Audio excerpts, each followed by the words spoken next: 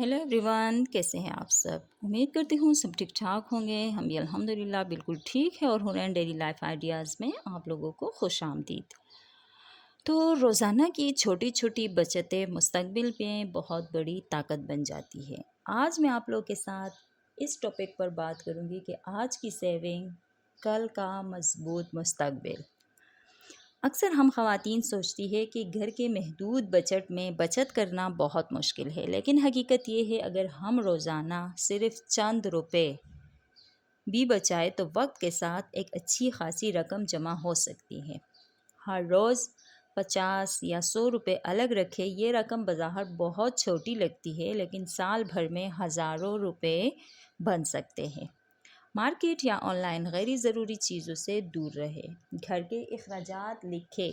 जब आमदनी और ख़र्च का हिसाब होगा तो बचत करना आसान हो जाएगा। अपनी बचत को किसी मकसद के साथ जोड़ें, मसलन बच्चों की तालीम, अपना कारोबार, हंगामी हालात, ज़ाती ज़रूरियात।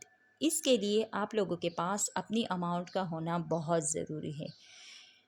याद रखें, मजबूत औरत वो नहीं जिसके पास बहुत ज़्यादा पैसा हो, लाइफस्टाइल हो अच्छी सी, अच्छा सा महलनुमा घर हो, बल्कि वो है जो अपनी मसाइल को और अपनी वसाइल को समझदारी से इस्तेमाल करना जानती हो।